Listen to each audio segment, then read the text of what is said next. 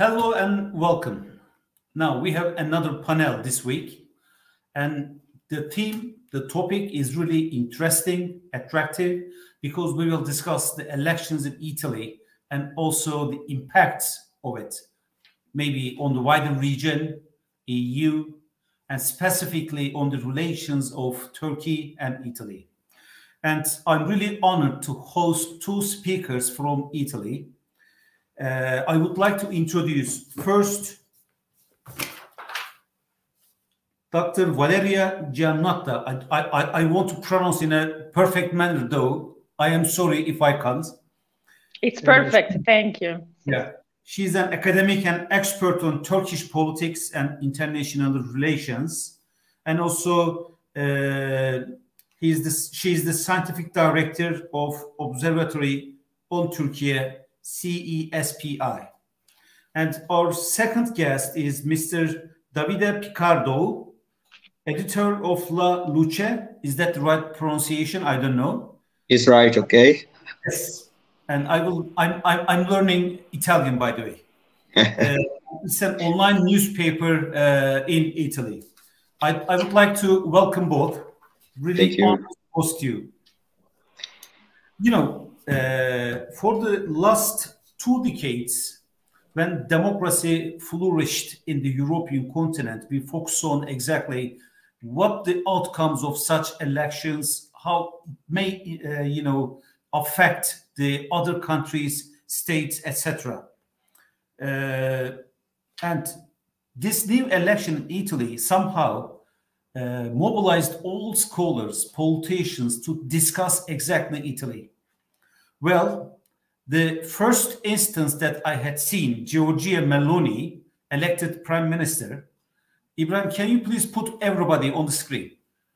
Well, there was one video shootage about her comment on Macron, Italy, and I was totally in the same line with Mrs. Giorgia.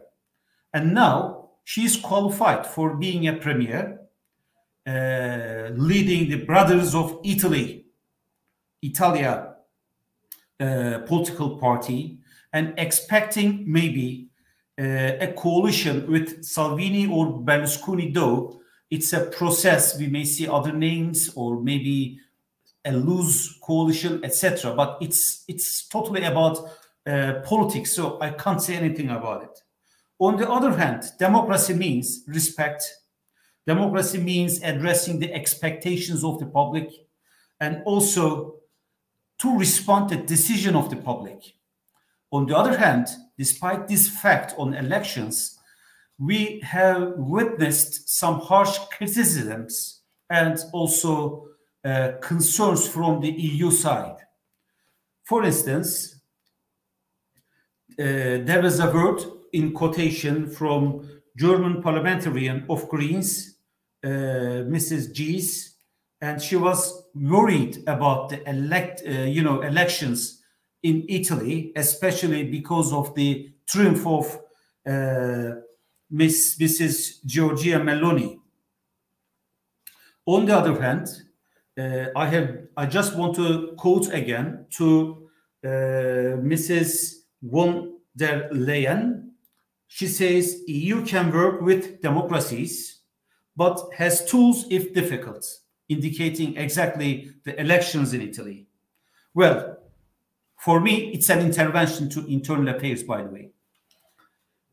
But if this situation is concerned, there are many question marks in the global public. That's a fact. So I want to start by asking my first question to Valeria. As an Italian, as a Turkish language speaker, and as an academic and also director of a distinguished institution, what sort of change or challenge do you expect from the newly elected prime minister or government? Because the sentiments from the EU side is generally expecting a challenge, maybe inspired from the video shootage against Macron. I don't know. But what do you expect in terms of a change or challenge? The floor is yours, please. Thank you, John, and thank you for organizing this timely event, which I believe it will be helpful to clarify many points. As you mentioned before in your introduction, politics is back on the Italian table in a way that in the last elections for a long time, actually, we have been witnessing the formation of just technical governments.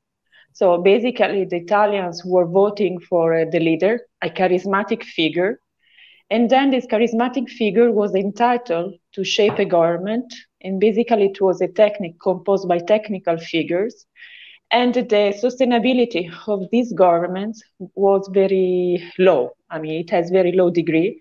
That's why we have been experiencing several crises, political crises. If we look at the results of Giorgia Meloni and the center-right coalition groups, we can clearly see that the center-right, the right, actually, is back to the stage, because altogether, Brothers of Italy, Forza Italia, and League, they got more than 44% of popular support.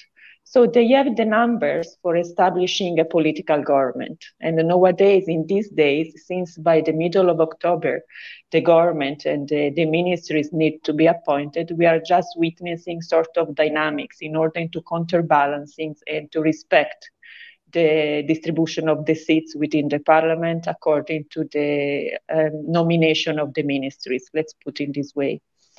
And of course, this is a clear element that we were expecting actually in Italy such a result, because there was a sort of disappointment related to the continuous political crisis that we have been witnessing, a sort of disappointment towards the political elite that has managing the country without granting any sort of stability or continuity. And of course, Italy, as the other countries all over the world, have been experiencing several crises. I mean, the last was the pandemic, which has eaten Italy very badly. And as an effect of the pandemic, we found ourselves struggling because of the economy, recovering, and the resilience of the country. Of course, the economic challenge is very big nowadays in Italy, and Giorgia Meloni has a huge responsibility on her shoulder. I mean, first of all, to address this feeling of precariousness, instability that is affecting all the Italians, keeping going on with the reforms that have been started with the technocrat government led by Mario Draghi, who just collapsed in July, unfortunately. But you know, he was the architect of this European resilience and recovery plan, and he was the one that he opened the channel, and he was able to channeling a lot of funds to Italy in order to restart after the pandemic. So just in June, the second tranche of funds have been taken by Italy. So now there is this huge responsibility, and also we need the skills in order to proceed and going on with the domestic reforms in line with European spirit. Therefore, from the European point of view, there is a sort of suspect towards Giorgia Meloni, because she's coming from a right tradition of the Italian politics. They believe that she's still gravitating around the ideology of fascism. And her rhetoric, even when, she was just in the opposition within the Italian parliament, was very harsh towards Europe, but towards the interpretation of this Europe as a sovereign organization who is ruling out of the states. While Giorgia Meloni wants to bring again the national sovereignty of the states in Europe. And this is one of the main point of her approach. I mean, she's standing as a pro-European person, but she wants to defend the interest of Italy and the national states as well. So not national states governed by European Union, but national states, they have a stake in the elaboration of the policies of European Union. Of course, she needs also to, one of the biggest challenges that she has to face in the face of European Union, which is to gain a credibility. Therefore, I believe that in this transition period, which is very sensitive and delicate, Mario Draghi, who is a technocrat, but also a man of state institution, is backing her. He's trying, I do believe, to work on the backstage in order to show to the European partners that Italy as a government who will be a firm government, and it will be pro-European government with a different interpretation. Why? Because we need anyway the support of the European institution in order to apply and going on with the reform. Moreover, the challenges that Italy, as the other European countries, but also the region and Turkey as well, are very big. The energy crisis, for example. So we are expecting a very harsh winter with an increasing and escalation of prices of electricity and a shortage of gas. You know, Italy has been highly dependent by gas, by the Russian gas, and now we are trying to differentiate our sources. And this is another point that Giorgia Meloni would like to discuss in Brussels, for example, because, you know, nowadays they are just talking about these prices, capped prices for the electricity and gas and energy. So she would like to defend the national interest of Italy. Again, as in all region, we have some economic dysfunctionality related to the inflation rate as well, related to unemployment, and then all these sort of uncertainty coming from the region and from the conflict between Russia and Ukraine. And of course, we have been witnessing a sort of change in the rhetoric of Meloni, because in the very beginning, she was pretty much pro-Russia. Then she has softened her rhetoric, her language, but still, I think she's more in line with Ankara's position related to the current conflict. I think this coalition of center-right believes that we need to mediate. We need to negotiate. I mean, we need to talk as well with the other part without just putting sanctions on Russia, because, you know, this is my personal opinion, but at the core of any diplomatic effort lays in the mediation. And you cannot just close the channels of one part, because otherwise there is no margin of discussion and there is no way out.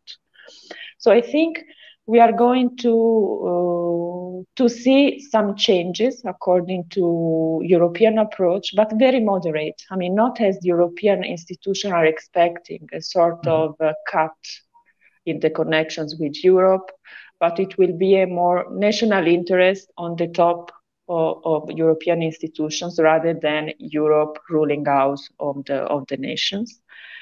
Of course, the vision is still a vision an Atlantist vision. Giorgia Meloni in the past was pretty much aligned with the Trump position.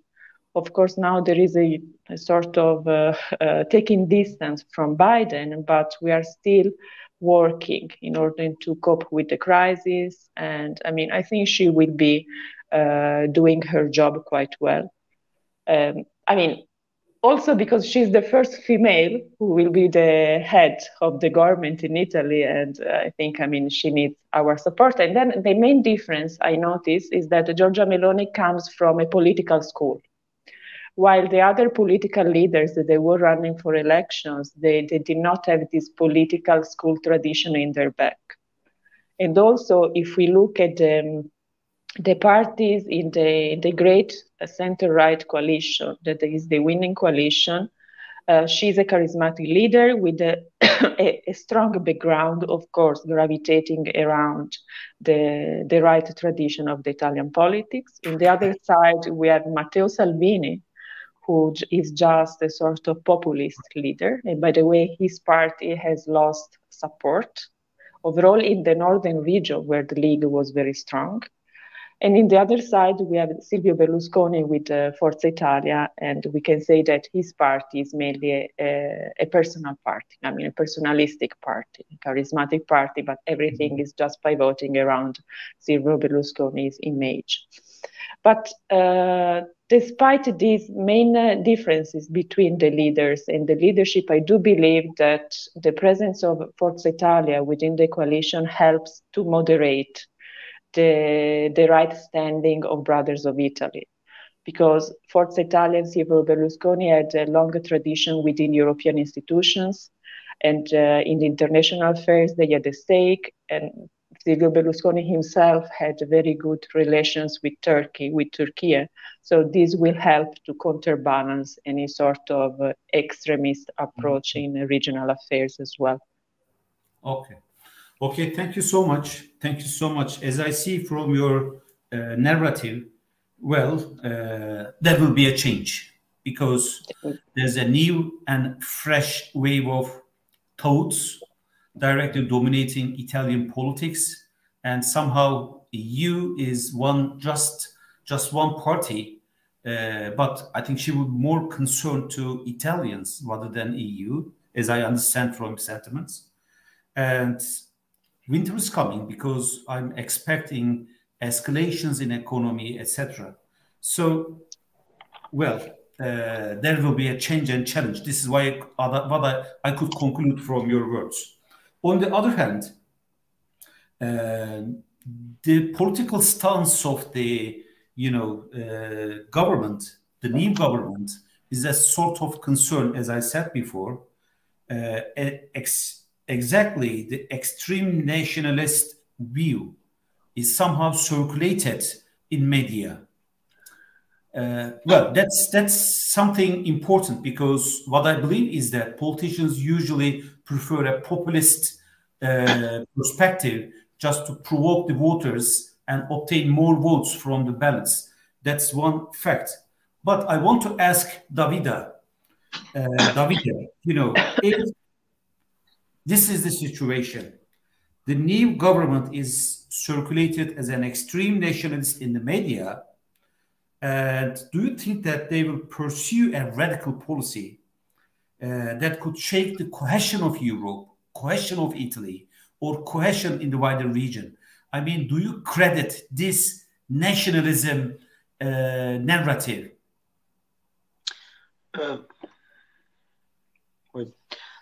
Yes, as Valeria Giannotta told before, we have to think about this new government as the result of a coalition, because Brothers of Italy, the Giorgia Meloni's party, is not won alone the election. Yes, this is very important because there are all other two important partners.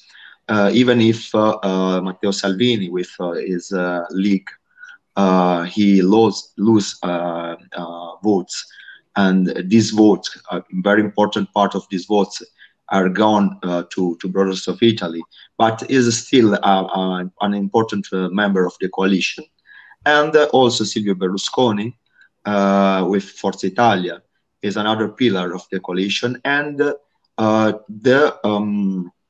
the new government policies, they will be the result of an equilibrium of these three forces and their interests.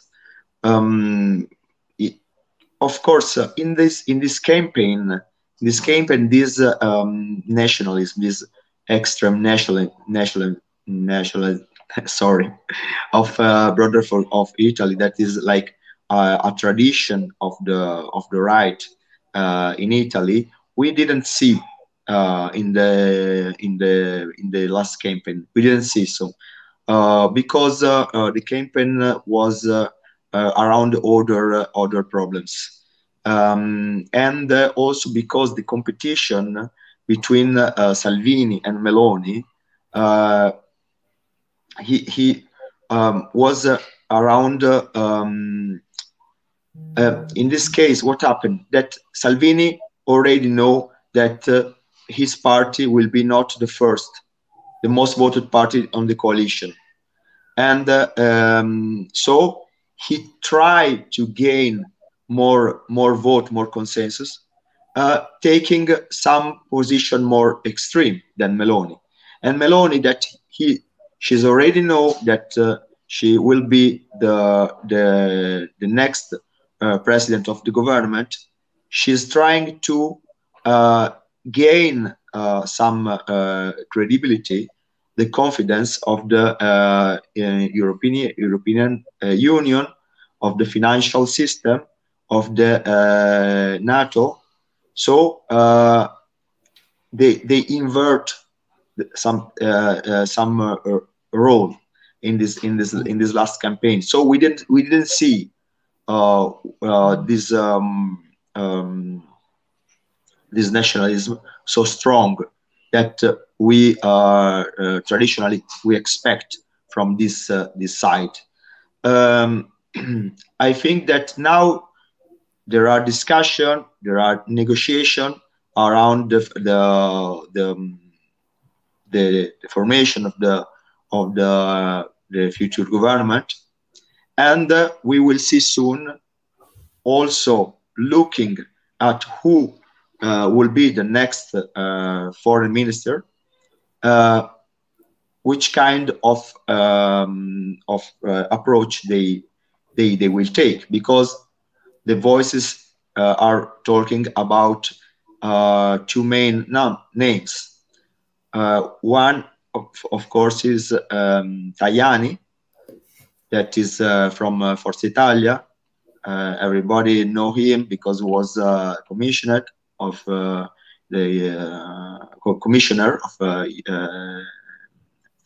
European Union, was also president of EU Parliament. So he has a very long and strong background in the European institution, and also is coming from the more center-right party, is Forza Italia. And the other option, of course, there are all other options, maybe come from the diplomacy, maybe coming from some ambassador, some technical profile. But the main political option are two. So we spoke about Antonio Tajani, and the other is Giulio Terzi di Sant'Agata, that is a former ambassador in Israel, in the United States. He has a long career in the Italian diplomacy, and was also foreign minister with Mario Monti government. Giulio Terzi is now the main in charge of the foreign policy of brother of Italy part, and his profile is more is more aggressive than Antonio Tajani, but is for sure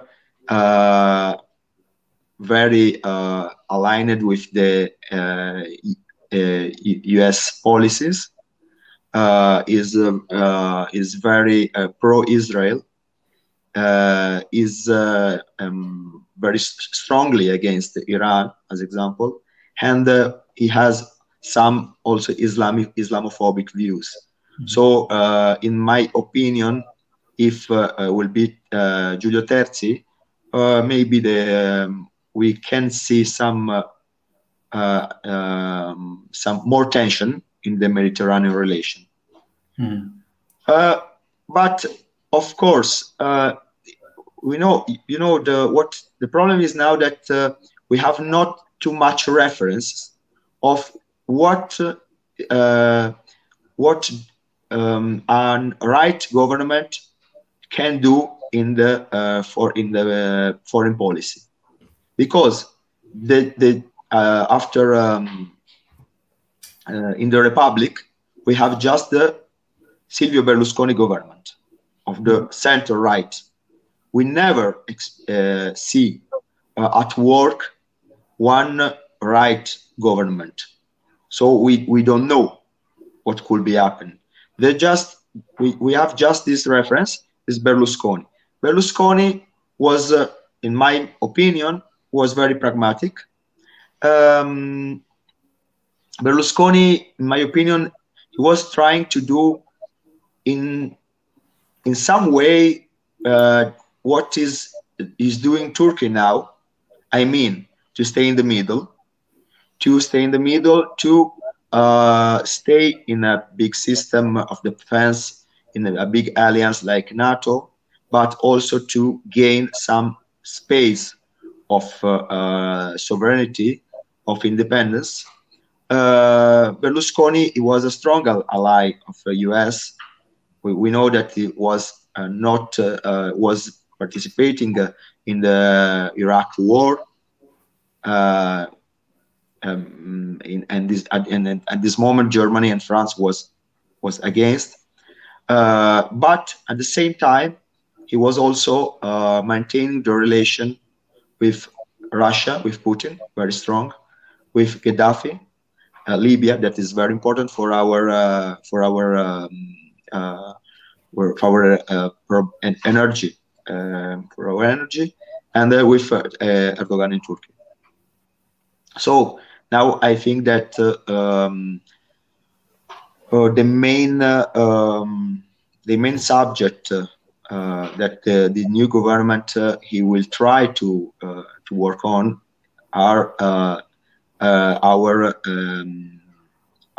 energy supply, and all the problem around the energy supply, of course, is related with foreign policy.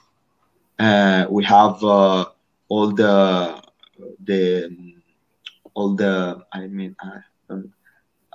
pipelines. Mm-hmm. If you look at the map, all the pipelines they are related with some theater, some geopolitical different theater. The South Mediterranean, we have the Green Stream from Libya. So, and now the contribution of this pipeline is very reduced. Could be more gas from Libya. So we have to look for the stability of Libya, and we have to look at some partnership with Turkey. We have the TAP, and the TAP also Turkey is involved, of course. Mm-hmm. So all the energetic problem, I guess that will be the first point on the agenda, because with the war, with this war, the European, but in the specific Italian economy was very. We have big problems for our industry and also for the consumer. France has nuclear, so is in different position, but it's a problem for all the Europe. But Italy is very concerned. So mm-hmm. I think that the approach will be pragmatic, because we need so. Yeah. Thank you so much. As I see from your perspective, it's the members of the coalition, probable coalition, that will exactly identify, the line of this new government, because the differing perspectives in the same government will somehow will build a keep and check and balance system. This is what I see. And the names you have mentioned, they are important, I believe, just to clarify the public policies of Italy, directly responding the needs of Italian public, and on the other hand, the other issues like energy. Today, I have learned something from one of my Polish friends, and he told me that there are some solutions for the energy crisis. For instance, Germany is in deep crisis currently, nowadays, though there may be a 80 kilometers pipeline to be constructed, but France does not allow it. That means in a unity like EU, there must be a common sense in curbing the other. So let's see exactly what will happen regarding the new government and how they will perceive it. And as von der Leyen argues, if they don't like it, what they will do. This is another issue. But now I want to focus on Turkish-Italian relations. Why? There are two issues. Interests of Turkey and or Turkey in Italian, right? And also Italia, we say. Well, their interests are in the same line. Let's take Libya, for instance. Both countries supported Tripoli-based the government of national accord during 2019 conflict. Well, there's a great economic interaction between two countries in terms of imports, exports, and they mutually support each other through the business circles. This is one fact. Well, then there had been some sort of disputes, but at the end of the day, both countries, actually the leaderships, found ways how to manage it. But today, we have one reality. Mrs. Meloni suffered some sentences before the public directly,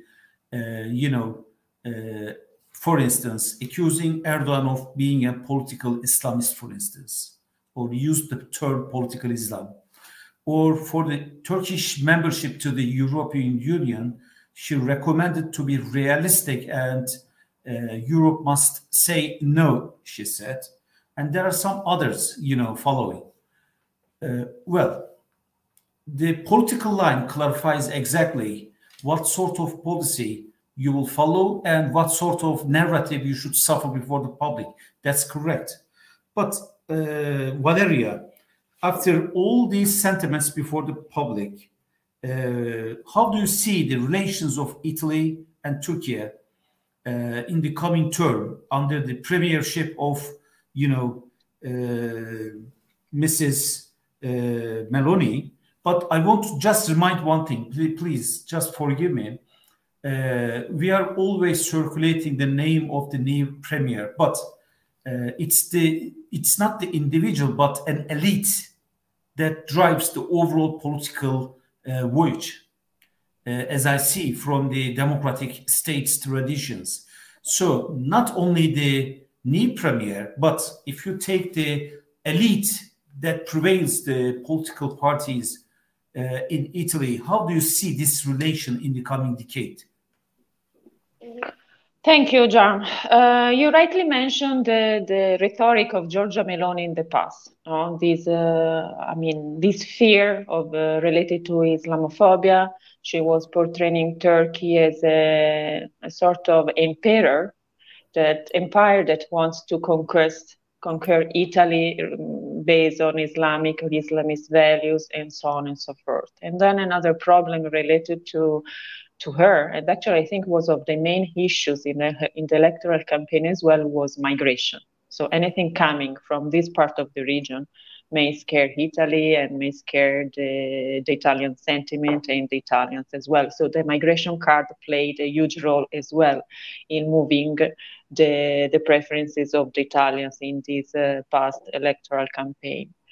By the way, let me just clarify that no matter what government is on the top leading Italy, the sentiment between Italy and Turkey has been always positive. Like both parties recognize, acknowledge the other one as something more than a special friend, because our ties, our relations are very deep according to culture, history. As you mentioned, there are a lot of common points, related to our common history as well. And also there is one core issue, which is the business. So nowadays there are in Turkey, there are operating more than 1,500 Italian companies. As a CESPI observatory in Turkey, we have been carrying out 2 different surveys in partnership with Invest in Turkey, One, it was carried out just before the pandemic, and the other one was just published in last April. And the results, despite the fact that in these 2 past years, many things have happened, the results is pretty much the same. I mean, more than 90% of the Italian businessmen, of the Italian companies operating in Turkey are more than happy with the Turkish environment. On the top of this, the bilateral trade exchange is above $20,000 billion. And, you know, both of the parties have agreed to increase to $30,000 billion, which means something. And then within, if we look at the import and export, Italy is the second trade partner of Turkey within European Union. And it's among the first 5, both related to import and export. And the main difference between the other great partners, such as China, Russia, Germany, and US, is that the import and export are equally balanced. So there is not much difference. So this for telling to you that the economic and the business side are very strong. And of course, this is part of the national interest of Italy. So when a leader as Giorgia Meloni, who has a sort of a negative approach, I mean, proved a sort of negative approach towards Turkey in the past, is presenting herself nowadays as a leader of a coalition who is putting the national interest of Italy in front of everything, of course, needs to take into account this as well. The Turkey is a valuable partner of Italy related to business, related to the fact that we are facing the same challenges because we belong to a very critical area such as Mediterranean, with some spillover effects that they are going towards Middle East and Africa as well. Both of us, we are facing the huge and common challenge of migrations. So we need also Turkey as an interlocutor in order to find a solution, a sustainable solution for the migration issues as well. Energy, terrorism, trafficking of human rights, I mean, and the security in general are shared challenges for both of us.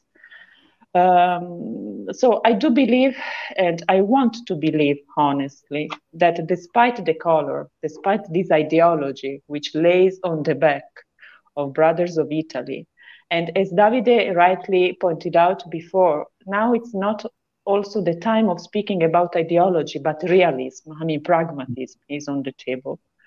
So the position and the stance towards Turkey will not change that much, because we know that we need each other. And also I feel pretty much safe because we have, I mean, do not misunderstand me, it's not a matter of sympathy, but we have Silvio Berlusconi in the coalition.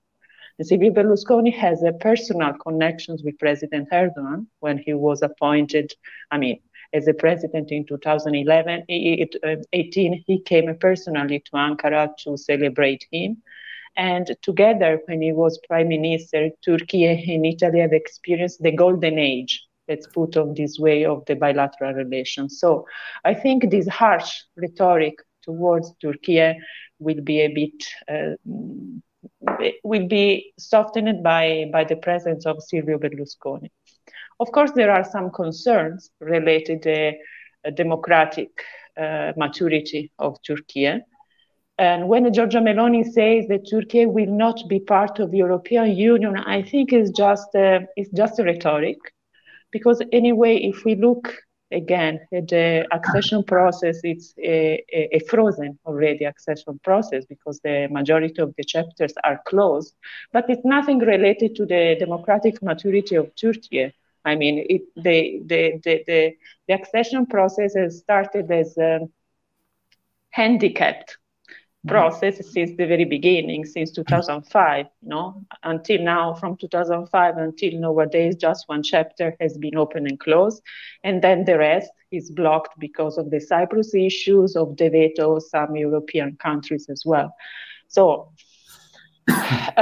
putting aside the accession process of Ankara towards the European Union, there are many areas of cooperation between Turkey and Brussels. Energy, for example, I mean, Turkey is a very crucial country and partner related to energy if we consider that Anatolia has been crossed by the Turk Stream, which is, which is thought to bring gas to Europe from Russia under the Black Sea and then through Turkey, by TANAP as well.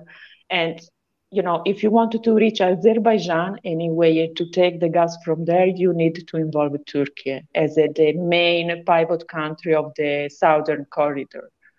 Well, again, energy and all the other challenges, I think we cannot think of an Italian regional policy without considering the dialogue with Turkey.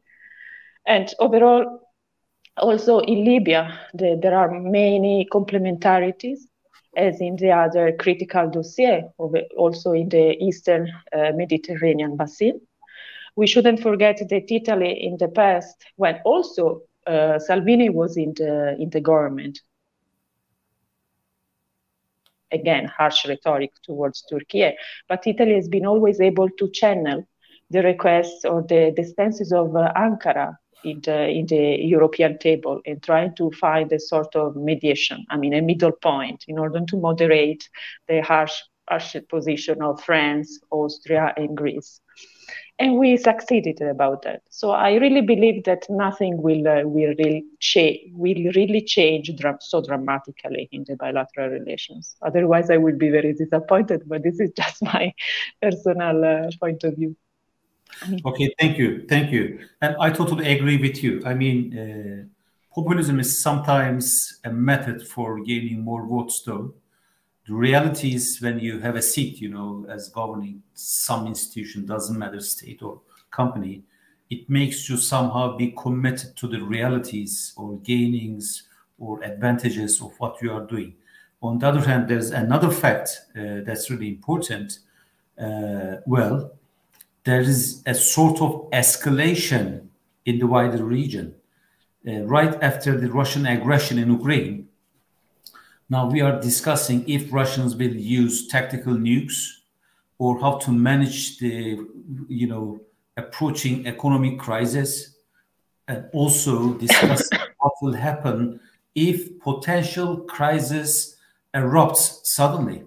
So I see that a new Italian government will face real challenges in the wider region and maybe in the globe, in the overall globe. And relations with Turkey will directly affect the impacts of these potential conflicts on Italy or vice versa. This is a fact. Let me just give you an example for this.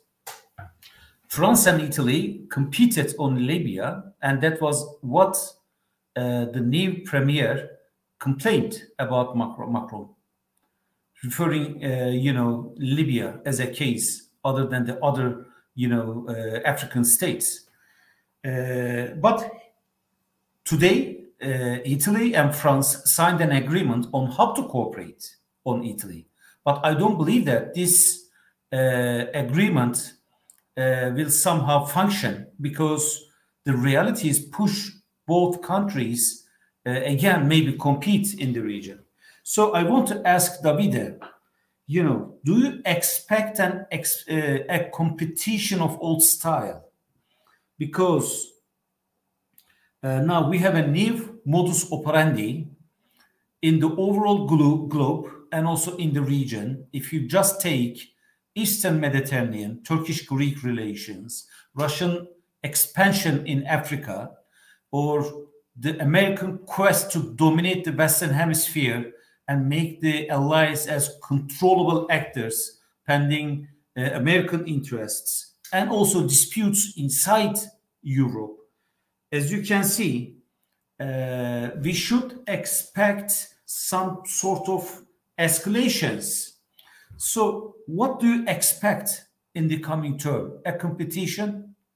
And how do you see Italy in this competition, if it exists? Right. Honestly, I hope that we will start a competition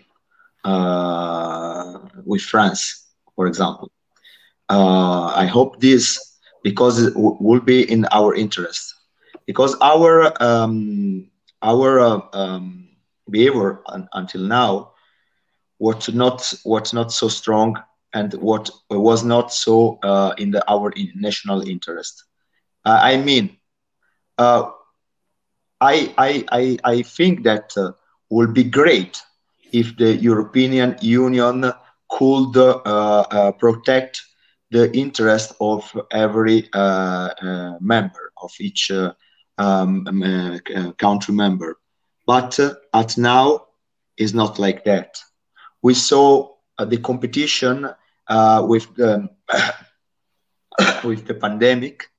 When the pandemic started, we saw a competition. We didn't see some cooperation, some solidarity in the first time of the pandemic. We see now when with the energetic problems, France say that could be not give energy to Italy because it needs. We saw this competition, as you told, in Libya and in other Mediterranean countries, and so the war against Gaddafi regimes was in some way a war against Italy.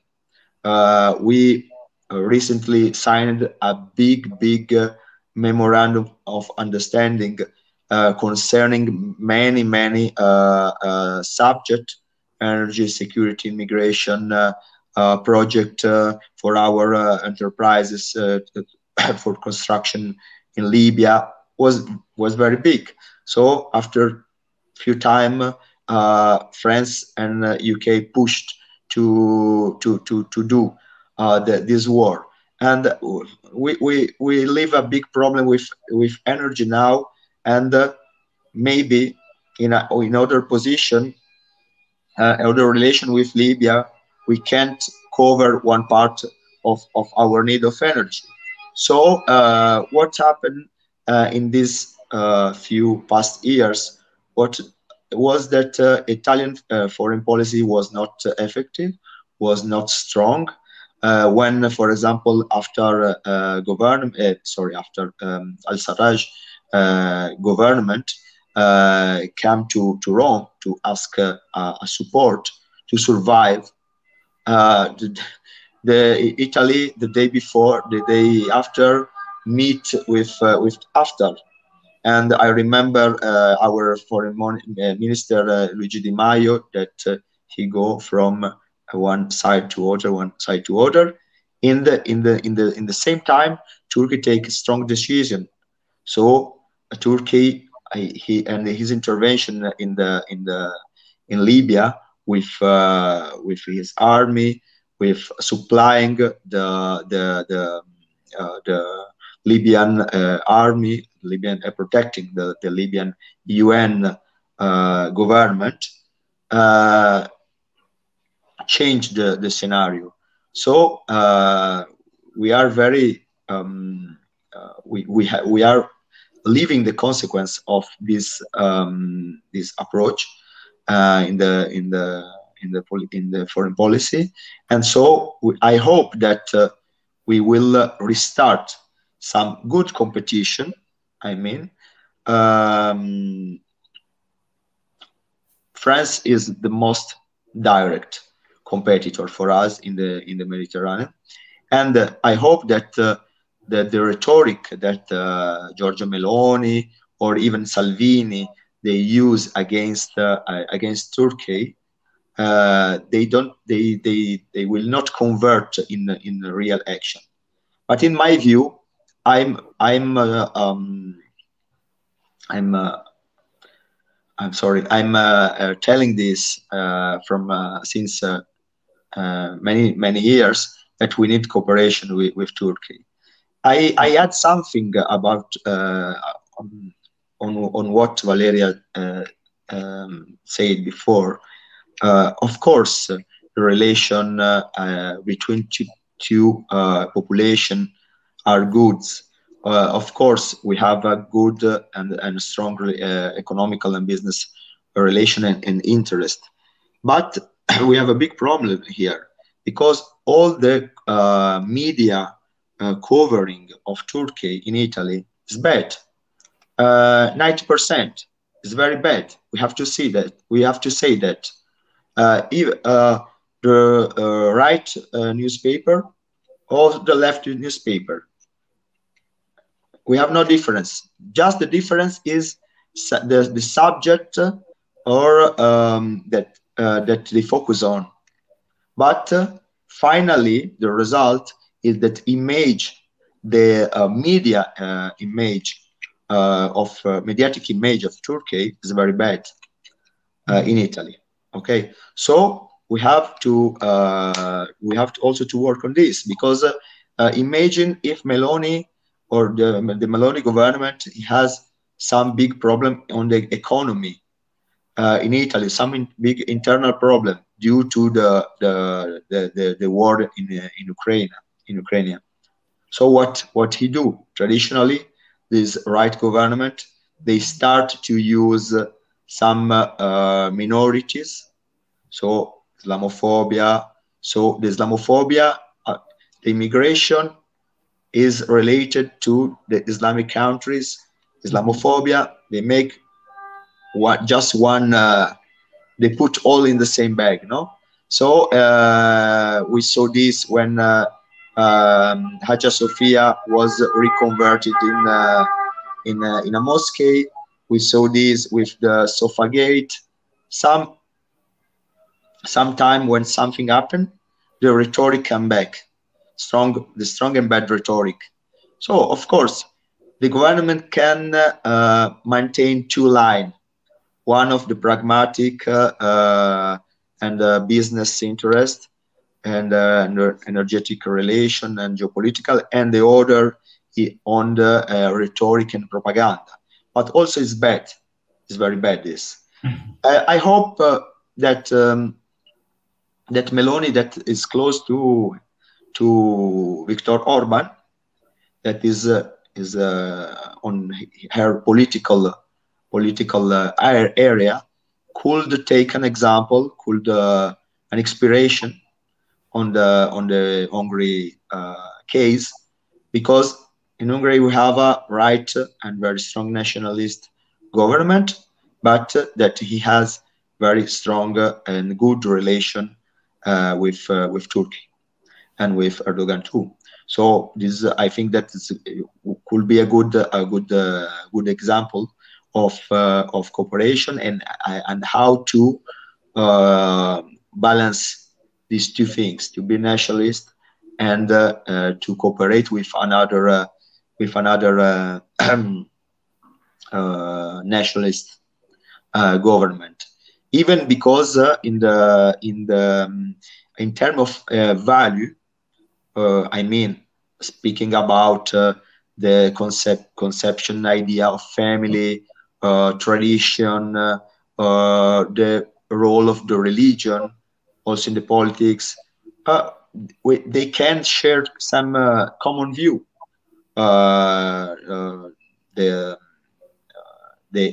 AK party and the Rights Party in Italy in some way. So this is my view. Thank you so much.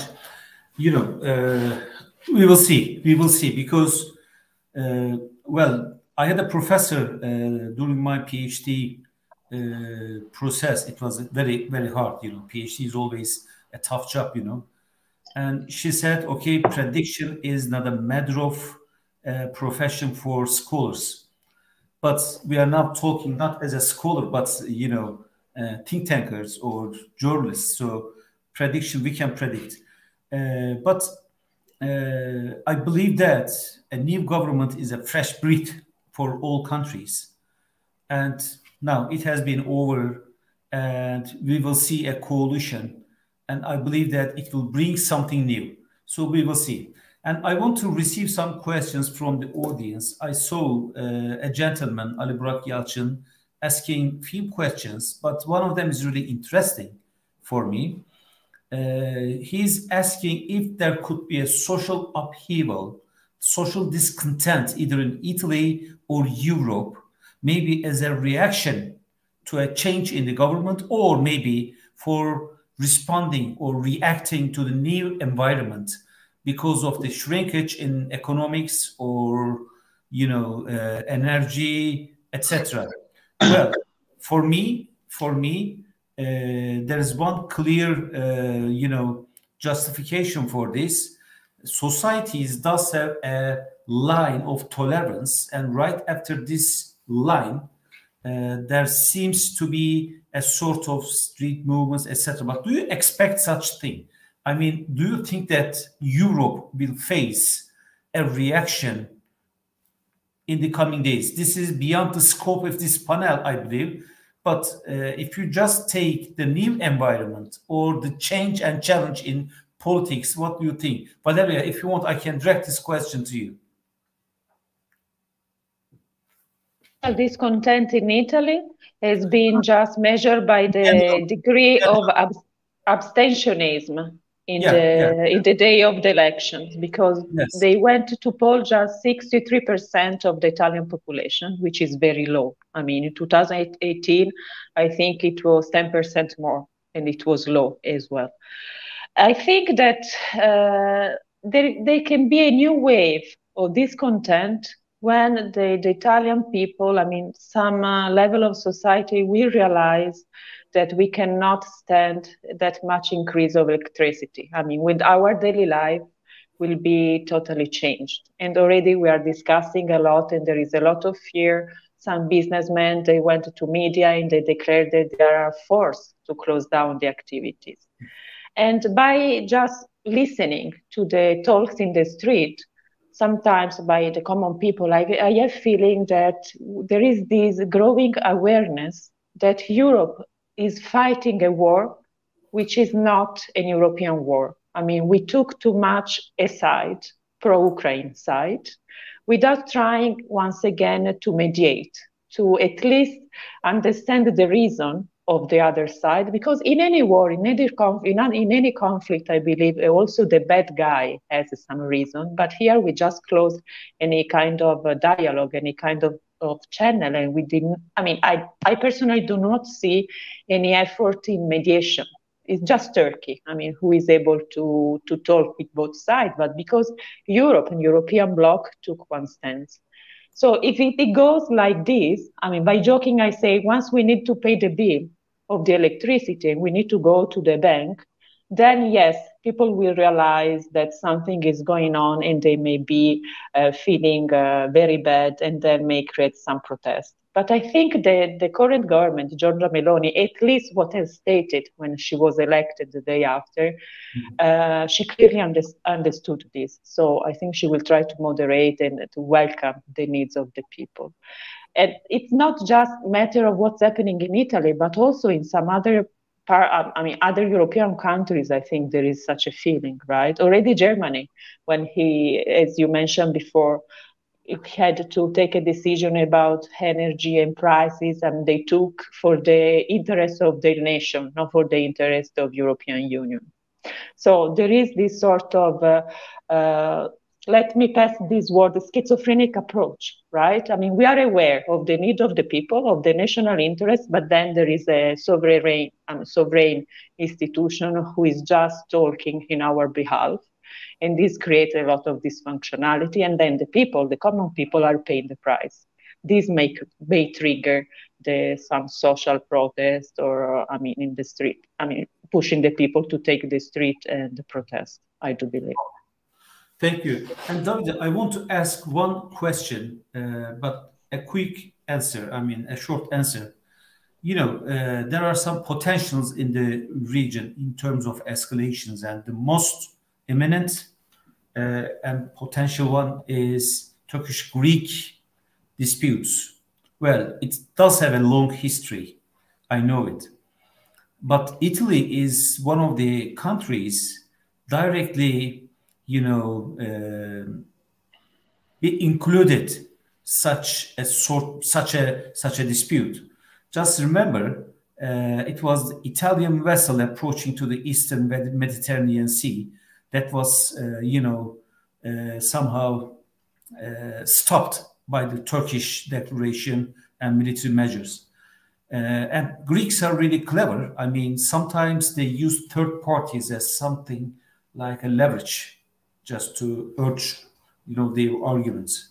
So if this escalation deepens in Aegean Sea or Eastern Mediterranean, because there are serious setbacks in terms of stability, how do you see it? What could be the position of Italy in such sort of crisis? Yeah, very tough question. No. honestly, I don't know, because we have an important interest there with ENI for the gas in Cyprus, and for example, in this situation, the right parties like Lega and the Brother of Italy, they raise their voice against the government, and because in this time they think that we take a weak action. But I don't know what will happen, because the game of the alliances in the Mediterranean is very complicated. We have Israel in this issue. We have Turkey. I mentioned Greece, of course. Greece has also relation traditionally with Russia too. So honestly, I don't know. I don't know. There is some kind of chaos now for the economic exclusive areas in the sea that we have to arrange. But I want just add something about the previous question, that because we have to not forget the opposition in Italy. We have not just the government, we have also the opposition forces. And as we say that exam in life never end, also election never ends in Italy, because we have election every day. Also the government have to be careful on what he do with the consensus, specifically in the energetic problem, because the people are very worried about this, very worried, and to not be able to warm their homes, to run their activities, and there is one party that was in the government, Movimento 5 Stelle, 5-star movements, that is leader from Giuseppe Conte, that he increased his votes in this election, is gained 17% of votes. Also saying that is against the sending arms, weapons in Ukraine, and was just was alone among the big coalition and big parties to take this position. And I think also, because I know the electoral base of Brother of Italy, that I think the majority of people that votes in this election for Giorgia Meloni, they don't want the war against Russia. And I add something more. One big part of that people are also pro-Putin and pro-Russia. So Meloni, she will face this problem when the economy, the Italian economy, the economy of the Italian family will be shocked about what will happen on the energetic situation, energetic market.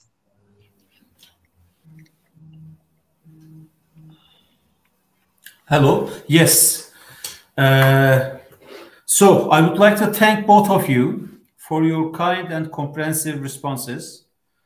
I would like to inform also audience about the conference that we are designing for November 11th.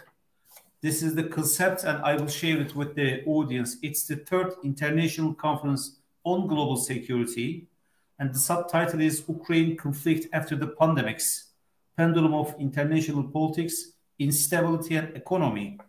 Because right after the discussions we have held in here, we are expecting an economic complexity in the coming period, and it will affect all countries starting from EU. And Italy is one of the most potential one. This is what we observe because of the, debt issues, because of the unemployment currently, and maybe expected projections on it. And Turkey is heavily affiliated with Italy. So we expect also your contributions in this conference and also audience to follow us. Thank you so much for your contributions, and please accept my greetings from Turkey, and see you hopefully in Italy next time. See you. Thank you so much for the invitation.